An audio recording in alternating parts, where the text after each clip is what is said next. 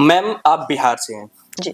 अगर मैं बिहार का इतिहास देखूं तो विश्व की जो पहली विश्वविद्यालय थी वो नालंदा विश्वविद्यालय थी जी। पर आज की सिनेरियो में देखूं तो बिहार आज भी भुखमरी से बीमारू राज्य और भी बहुत सारी उसकी उपमा दी जा सकती है। तो क्या कारण है कि आज भी बिहार जितना विकसित होना चाहिए था आज भी विकसित नहीं है? देखिए, इसका पूरा अगर कोई प्रदेश विकसित नहीं है तो उसकी जिम्मेदारी वहाँ के नेताओं के साथ साथ वहाँ के नागरिकों की भी होती है। जी। बिहार में कितने लोग हैं जो बिहार से निकलने के बाद, बाहर निकलने के बाद लौट कर वापस जाना चाहते हैं, अपने स्टेट के लिए, अपने प्रदेश के लिए कुछ करना चाहते हैं। कुछ लोग जरूर हैं पर ऐसे लोगों की संख्या बहुत कम है और मुझे लगता है कि मैं भी शायद उन्हीं में से एक हूँ जो वापस नहीं लौटना चाहता है।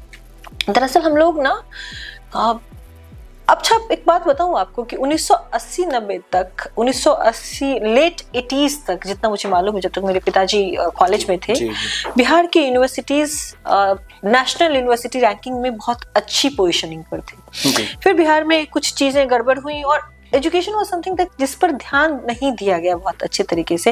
लालू जी ने बहुत काम किया, बहुत अच्छा काम किया, इनफैक्ट बेटरमेंट, जो सबके बेटरमेंट के लिए सोशल, एक सामाजिक न्याय की जो अवधारणा लेकर के आए, बहुत अच्छा हुआ। पर कहीं ना कहीं हर नेता चूकता है। लालू जी चुके, नीतीश चुके और उन्होंने एजुकेशन पर, पढ़ाई पर बहुत ध्यान नहीं दिया। उसका खामियाजा बिहार को भुगतना पड़ा। और जब आप पढ़ाई पर ध्यान नहीं देंगे, उसके औद्योगिकीकरण पर, इनफैक्ट ये बात मैं कहूंगी कि कांग्रेस के लास्ट रेजिम जो जगन्नाथ मिश्रा जब सीएम थे उसी समय से शुरू हो गई थी, जो बहुत सारे चीनी मिल थे बिहार के वो बंद होने लगे थे। बनमन की चीनी मिल बंद हो गया। ऐसे बहुत सारी चीजें जो थोड़े बहुत उद्योग बिहार में थे भी वो बंद होने लगे थे। तो औद्योगिकीकरण जो है वो किसी भी प्रदेश के विकास के लिए बहुत आवश्यक है। आप अपने लोगों को काम नहीं देंगे, रोजगार नहीं देंगे तो वो जाहिर है बाहर जाएंगे। तो दोनों नागरिकों की और नेताओं की, दोनों की बराबर जिम्मेदारी बनती है कि वो पढ़ाई पर, रोजगार पर, इन सब चीजों पे काम करें।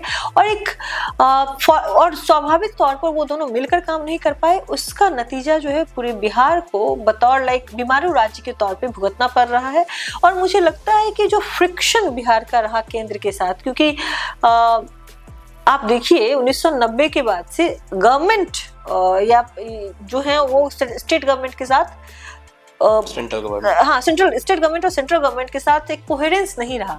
उसका खामियाजा भी बिहार को लगभग भुगतना पड़ा। मतलब जैसे कि अभी भले ही नीतीश जी की सरकार है, भाजपा के साथ गठबंधन में है, पर हमेशा ऐसा नहीं, अगर थी भी, जैसे कांग्रेस की सरकार थी तो नीतीश जी वहां भाजपा के साथ गठबंधन में थे।